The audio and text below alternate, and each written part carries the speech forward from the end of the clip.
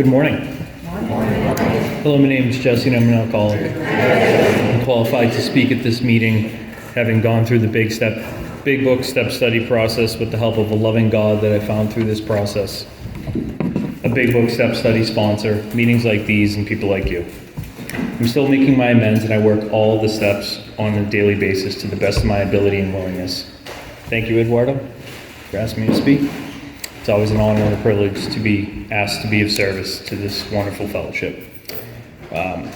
Somewhere along the journey of the last 13 years of sobriety, I picked up this quote from Carl Jung. Carl Jung, at one point in his life, said, "We go within to awaken." We go within to awaken. And as I was praying and thinking and worrying about what I was going to say up here for this time, and how long? 15 minutes? 15? All right, he already got the timer. A lot of things came to me actually, but a few situations in my life came to me, and ironically they were both in the bathroom.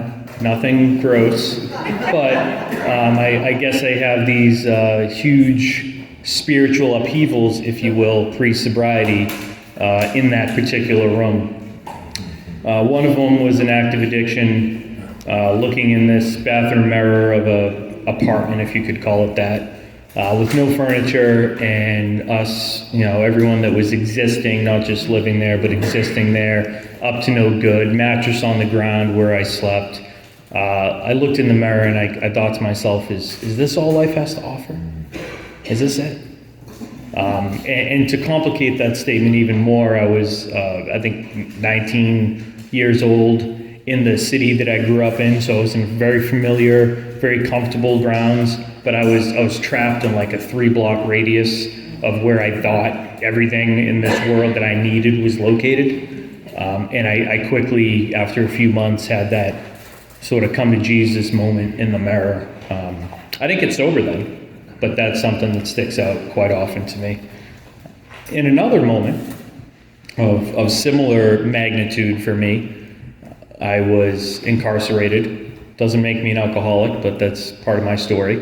And we were allowed to go out after so many months to do, they call it CWP at Billerica House of Correction, and you could do like stick and pick on the side of the road, and if you really got lucky, you could go on like a work crew somewhere, because they fed you and gave you cigarettes. So I was like psyched, right? What I didn't know was the work crew was cleaning elderly housing after someone had passed to get ready for a new tenant, and I was on my hands and knees scrubbing this person's toilet bowl, and I thought, how did I get here? And again, I was probably 22, 20, something like that. And thankfully, that was forced sobriety, incarcerated before I got treatment and found this way of life. But just 2 quotes that came out to me in this process, preparing for speaking here. 2 things that had profound spiritual impact in my life that I didn't know at the time. But today, to answer my own question, is this all life has to offer? No, it was not. It wasn't even close. Because my life today does not resemble that life, but little. I look the same. I think that's probably the only similarity. And how'd I get here? Cleaning out that elderly woman's apartment? Well, I didn't have step 10 in my life. That's how I got there. I didn't have any of the steps in my life. I was selfish, I was self-centered, I was run on fear, although I didn't know that at the time. I didn't care about hurting other people. I was just looking out for my own best interest, which usually hurt other people. So that's how I got there. And how did I get here? Well, I found recovery. Recovery found me in a treatment center. I stole this book, this actual copy of the book from the treatment center. So if you're in a treatment center and they don't have a big book, if you find one, you can take it. Jesse C. said it's okay. It saved my life. This is like my favorite possession, next to maybe my wedding ring and like pictures of my kids or something. But I was going through it, and there's just so much. I don't have enough time to talk about it all. But I'm grateful for the clear-cut direction that this book gives me around this step, on step 10. I've heard this step referred to as a maintenance step, a walking around step, a design for living step, what have you. It's so that I don't have to go back and go through. This is actually my 4th step book, and it's almost all full, and that's never happened. And I don't want to have to fill up another notebook with resentments, fears, and harms. So in order to sort of nip it in the bud before I get there, I have this step, this gift, to do on a daily basis. Clear-cut directions. Watch out for selfishness, dishonesty, resentment, and fear. I don't know about anyone else in this hall, but those crop up a lot for me. And what do I do when those come up? Well, this book was written, as we all know, in 1939. They didn't have smartphones back then, but today we do. And there's this great app. I'm sure there's a million apps to do this, but there's actually this app that I can fire off a text to my sponsor with that inventory. So I can do a spot check inventory. I have no excuse not to do this stuff. One, I know the benefit of it. I'm living proof of the benefit of this. And two, it couldn't be easier. I'm attached to this device probably 24/7, and when I'm sleeping, it's next to me. It takes 2 seconds for me to pick it up and type in the inventory and then hit send. And then that's only a precursor to the conversation that I then have with my sponsor, either in person, over the phone, where we break that down. And that happens quite often. Particularly, I'm thinking of the last one, it was a resentment, and it's just so amazing to me that there's this way. Even still 13 years into this, it's still like, wow.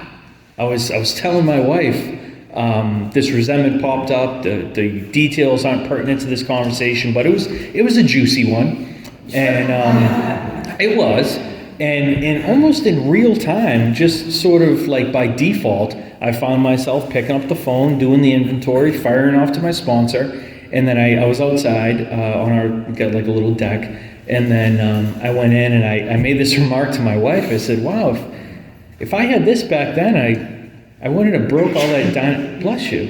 Thank you. I wouldn't have broke all that dining room furniture because that was my thing. I didn't know how to deal with resentments or fears or if selfish was, if default is doing this work now, selfish was my default 13 years plus ago. So I was incapable of processing these emotions. And I held on to them for a very long time, and it kept me very sick for a very long time. And I don't want to go back there again.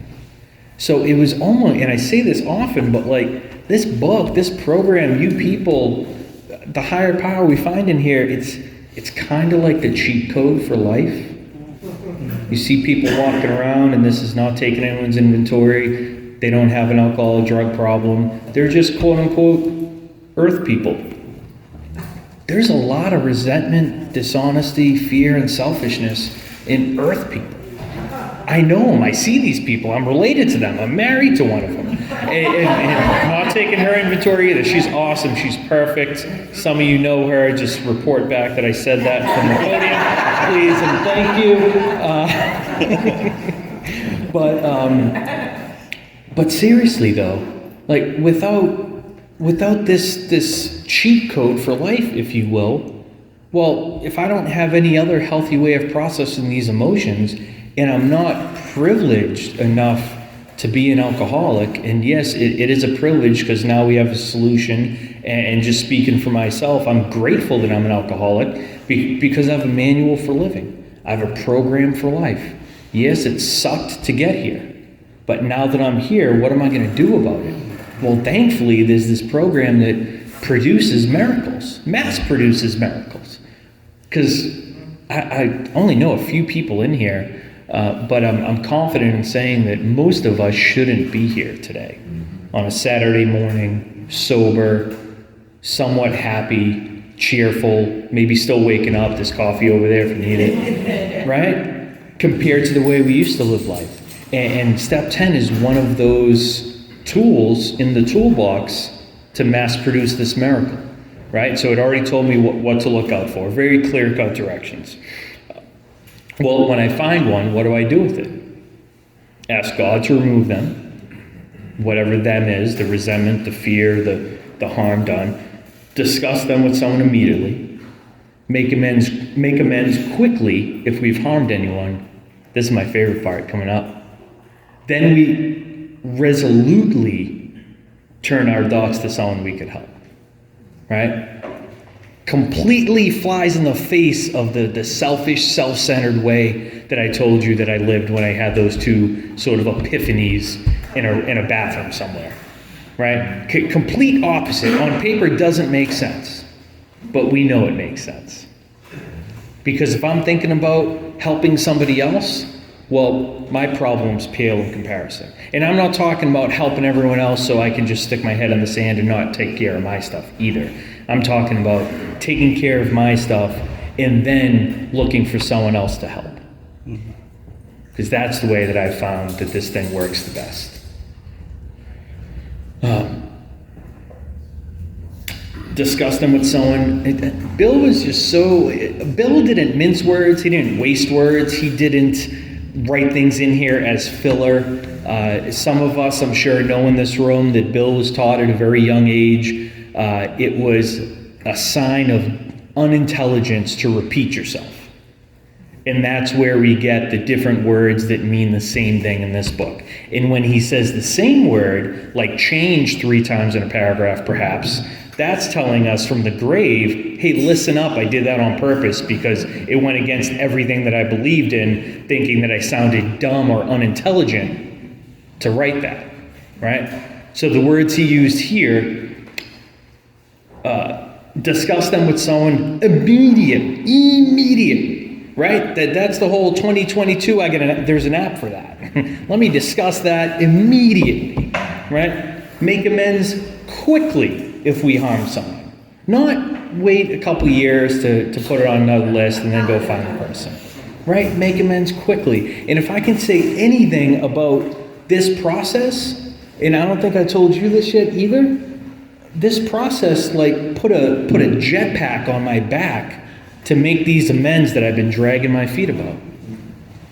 And I'm not knocking any other way of doing this, but I had some time in the program. I went through 3 other inventories. I had 3 other sponsors, right? I did some work, but then life gets good, right? And I'm not saying completely detached from the program, still going to meetings, still sponsoring other men, still, being sponsored. When amends come up, I'll make them, but it wasn't this make amends quickly if we harm someone, right? And there has been a tangible change for the good since I've started doing it this way. Where I'm not, because that just doesn't go away. If I owe an amend, I think about that thing when I wake up in the morning, when I go to bed at night. Someone's wearing a blue shirt, I remember that person that pissed me off had a blue shirt, I remember that, right? And it's constant haunting me. And I've had the privilege of doing some amends just recently where it's like, don't gotta worry about that anymore. Or not so even, selfishly,